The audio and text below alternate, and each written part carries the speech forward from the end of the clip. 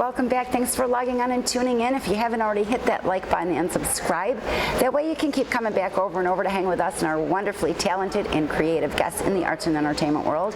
And when you're done with the show today, head on over to our other social media sites, Facebook, Instagram, Twitter. Follow us there.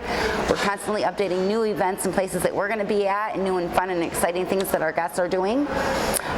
Right now I'm Allyson Murray, and we're at the Expo, Intuitive Expo in Syracuse, New York, hosted by Pam Denton, and we're hanging with intuitive card reader Crystal Farrell. Thank you so much for hanging with us. Oh, it's a pleasure to be here today. So fun. It is so fun. So how's the Expo going for you?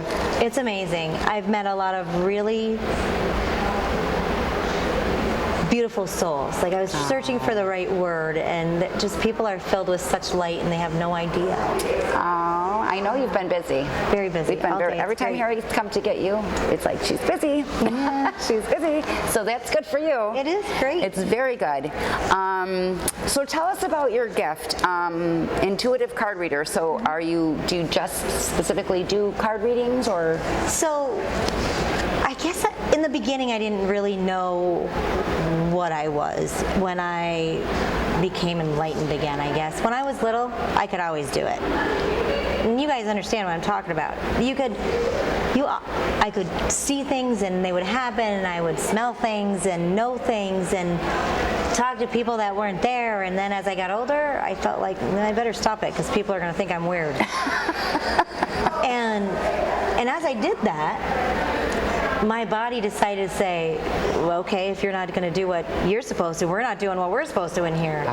So I gained a lot of weight, and my thyroid went wonky, and I just yuck. And something happened, and like the switch came on. It was a tragedy happened, and a switch came on, and I said, I'm going to finally take that Reiki class that I've always wanted to take. And when you take Reiki, you become attuned with the energy that you use to transfer to help heal people and their heart and their head. And when that happened, it was like an awakening for me. And then it became stronger and stronger and stronger, and I just started to do some card readings. And then as I began to do the card readings and I increased the level of Reiki that I was, I could hear the people again.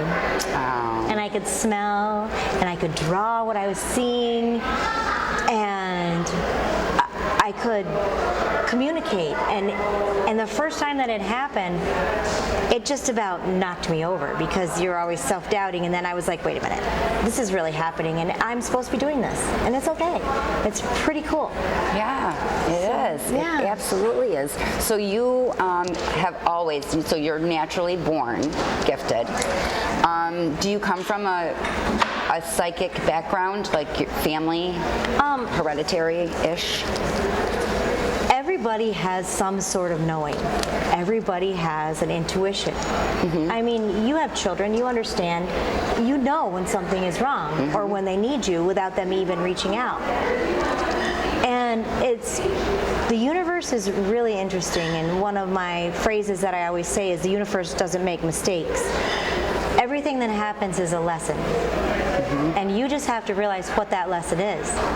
And if you don't realize what that is, they're going to stop showing you, mm-hmm. and it will just turn off. So there are several people in my family that know when something's wrong across the country, or know when somebody needs them, but they don't cherish or try to learn that gift further. And I just can't stop. I just feel drawn to do this. Does your gift affect your everyday life, or can you kind of just shut it down and not want to do this at this moment because I'm eating dinner with my husband? Well, in the beginning, I was traveling a lot with my students and the art teacher at school, and we would go to all sorts of different places and countries. And my first experience with overwhelming emotion and vision was at the Oracle of Delphi in Greece. Literally, I was physically ill, and I just kind of like lost my mind.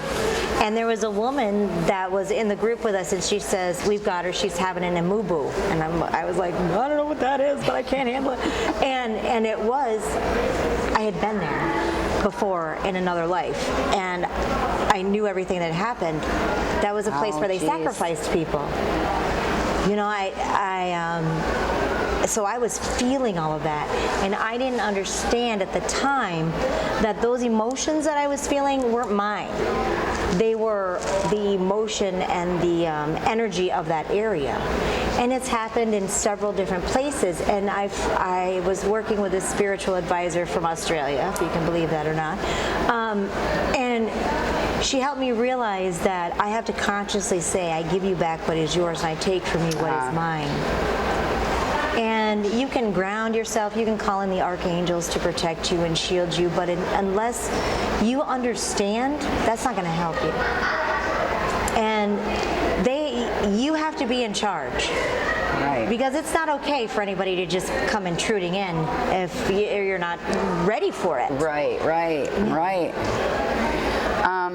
So how long have you been doing readings, and why did you decide maybe to do this as a business? Well, by trade, I'm a high school teacher, a drama director, soccer, softball coach. Wow. Like that's what I do, and I'm a mom and a wife, and my mantra now is fill your soul with experiences, not your house with things. Nice. And I said, there is something calling to me that I need to be able to do this.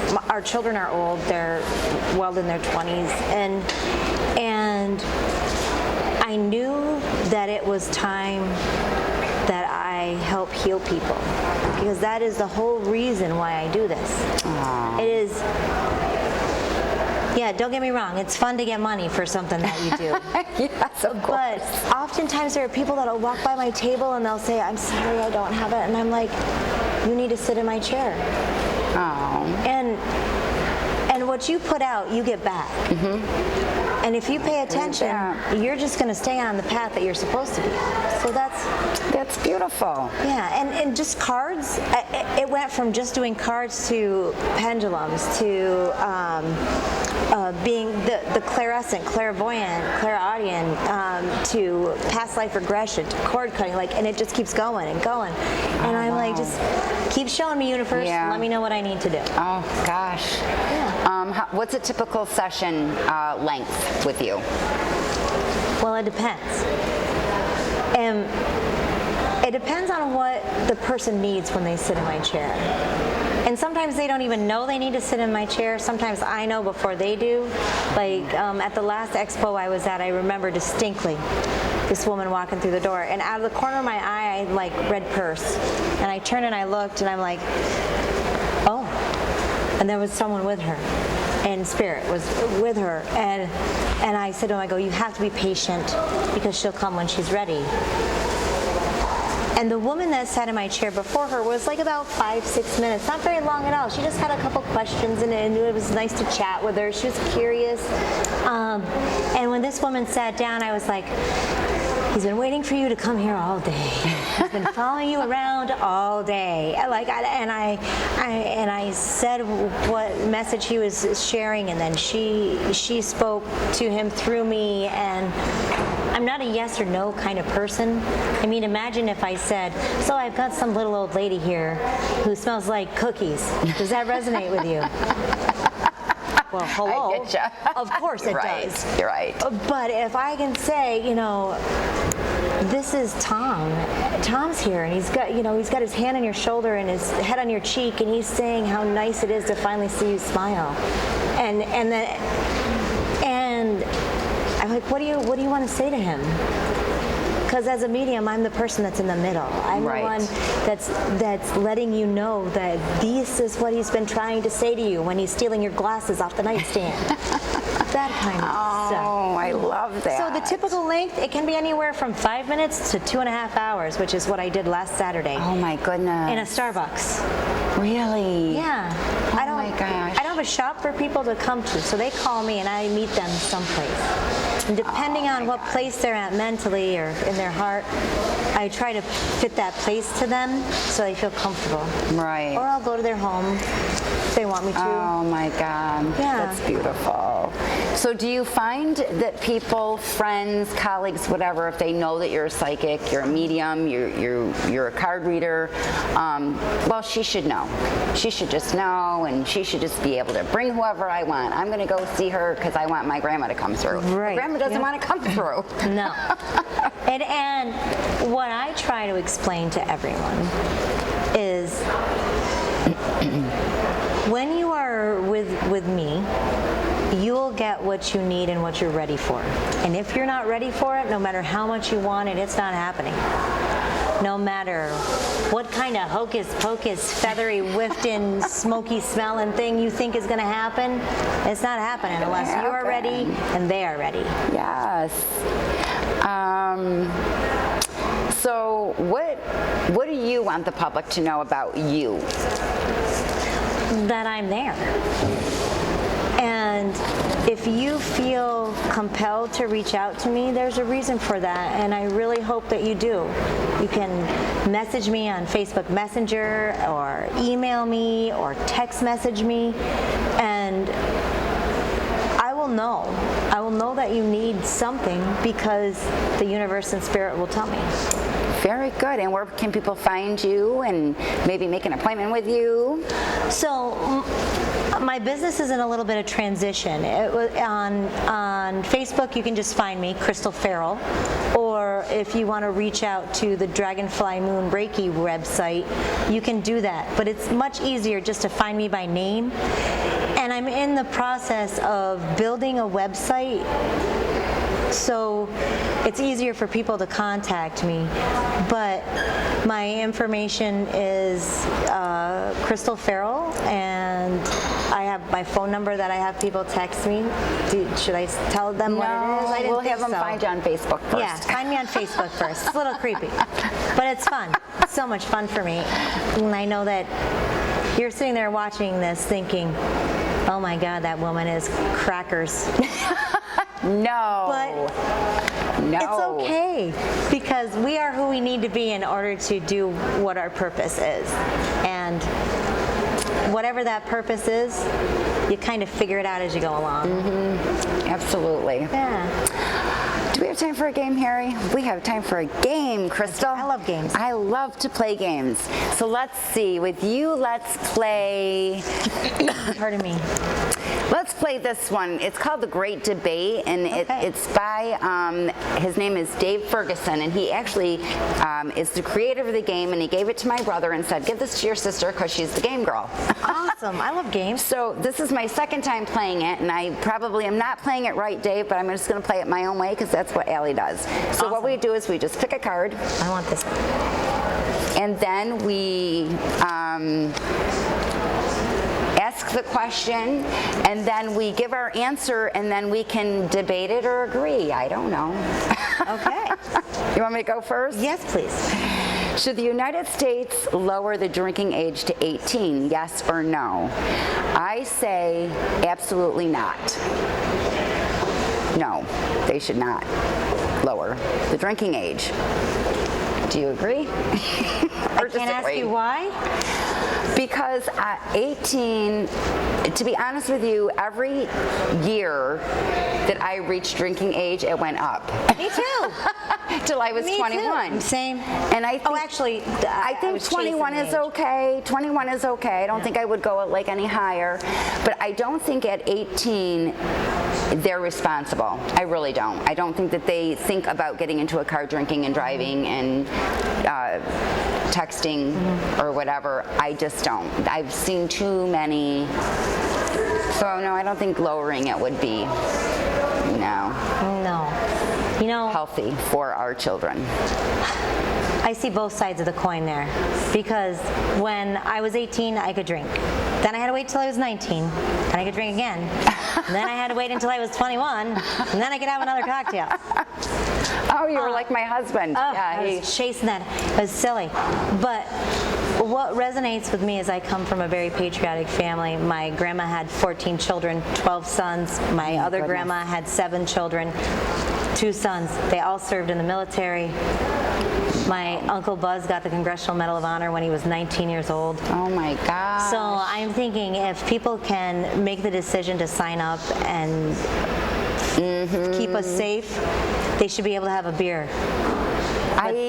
Yes, I see the point. I see your point I see too. the point. Yeah, but I don't know. I see your point too. This day and age, I'm sorry, but kids this day and age are not. They're not like our.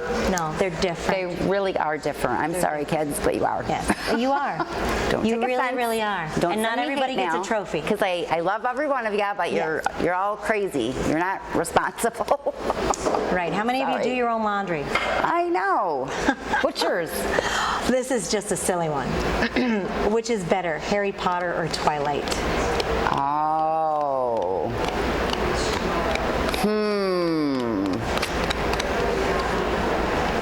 I like Harry Potter. I really do. I like Harry Potter. I like Twilight, but I like Harry Potter better. It's so strange. You know, as an English teacher, I looked at this question and I went, oh God, I'm in 8th grade. No. And then I thought to myself, you know what? They were both strong female authors. Yes. They both wrote a series of books, not just one. They engaged readers. Yeah, you're thinking as a teacher. Yeah, they engaged readers. I read the series, both series, beginning to end.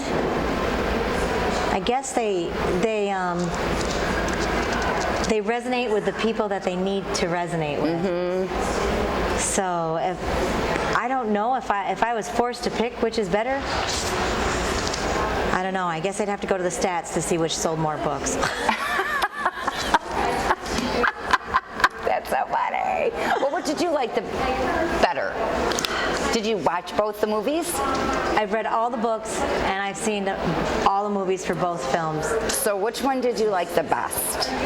I'm going to say Harry Potter only because I read those with my boys when they were young. Oh. And when the first movie came out, they leaned over and they said, Mama, the stairs move on the movie screen just like in my head.